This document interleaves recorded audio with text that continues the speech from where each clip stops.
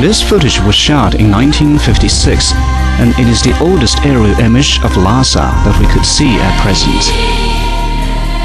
In the screen, Lhasa is a small city with simple layout.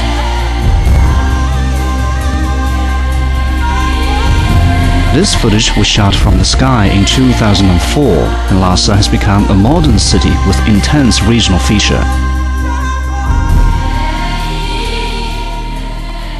In the distant Ali Prefecture, Shichuanhe town, there are modern streets and buildings. The problem of lacking vegetables and fruit no longer exists in common people's life. In the past decades, the social and economic development in Tibet was profound and diversified, and the common people earned genuine benefit from the development. "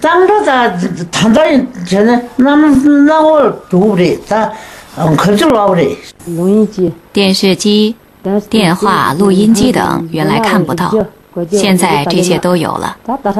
像我来说，有很多孩子现在都得到国家的支持和关心，都已上学，费用由国家承担。我现在很快乐，很幸福。" Since the 1960s, manor and natural economy has ended in Tibet, and it has gradually made strides towards a modern market economy since the 1980s.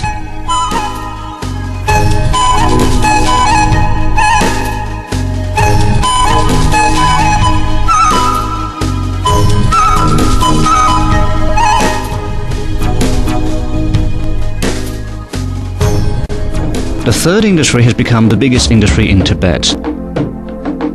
Modern business, tourism, post and communication, restaurant service, culture and entertainment, IT and other new industries are developing at high speed. Especially the tourism industry has injected new vitality into the Tibetan economy. In 2007, the tourists visiting Tibet for the first time exceeded 4 million people.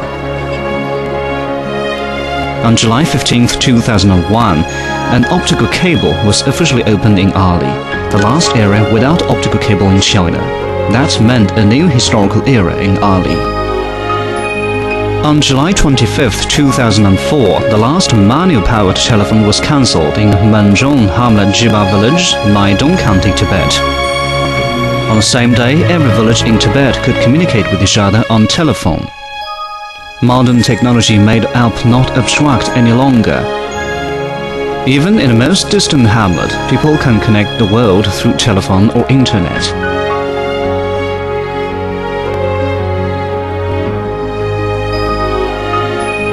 Of all the changes, the most marvelous one is in transportation. On December 25, 1954, the Qinghai-Tibet Highway and the Xikang-Tibet Highway were opened to traffic in Lhasa at the same time. That ended the history that Tibet did not have modern transportation. The Tibetans called the two highways Golden Bridge and Happy Band. On March 1, 1965, the Beijing-Chengdu-Lhasa air route was officially launched. Now, Lhasa has 14 domestic, regional and international air routes. There are airplanes flying out and home among Lhasa, Beijing, Chengdu, Xi'an, Guangzhou, Kunming, Kathmandu and other places. In 2006, a new railway appeared in Xiaoli's map. The 1,142-kilometer-long railway started from Gemu in Qinghai province in the east and ended in Lhasa, Tibet in the west, with 965 kilometers paved in plateau as high as over 4,000 meters. The Qinghai-Tibet Railway has become the longest and highest highland railway in the world. In the new century, Tibet is building a solid transportation network consisting of highways, railways and aviation, form a safe, expeditious and comprehensive transportation system gradually. In a land that feeds Tibetans generation by generation, life has been greatly changed. In the 1950s, in Tibet, the routine cultivation tools were made of wood. The peasants wore a knife at their waist belt so as to sharpen the wooden cultivation tools once a while after some work. they could only gain 4 or 5 times the gains compared to the seeds planted in the farmland. In Tibet today, modern farming machines are not rare anymore, and big harvest is no longer merely a wish. The images of peasants and cattlemen are totally changed.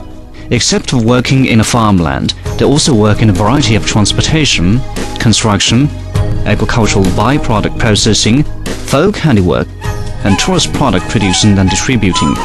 Their business is flourishing, so millionaires are no longer rare in Tibetan villages. Peasant Chunpei Tsaran of Ringspong's village of Shikaza is the first billionaire of Tibet. The people who become rich spend more spare time to enjoy their life. This is a village garden in Tibetan highland, Mingyuan in Dharma village, Long County, Ningqi Prefecture. This is the star village of Tibet, Banna village, Ningqi Prefecture. In the village, every house is tidy and nice, and the neighborhood is harmonious. In the very cold pasturing area, lots of cattlemen abandoned traditional working and living methods and started a new life with electricity, water, and a fixed habitation. What I saw for myself was that so much of economic development I could see for myself, that people seemed happy enough. They were moving about their businesses, whether it was a taxi driver or whether it was a religious person. So they were on the job, and people seemed happy. In 2004, the Tibet gross national product reached 34.219 billion yuan, increased by 14% compared to 2006. The living standard of urban area residents are improving continuously. The annual per capita income in urban areas reached 11,131 yuan, which was increased by 24.5% compared to the previous year. The peasants' and cattlemen's annual per capita income is 2,788 yuan, which was increased by 14.5% compared to the previous year, and it is 7% more than average standard of China.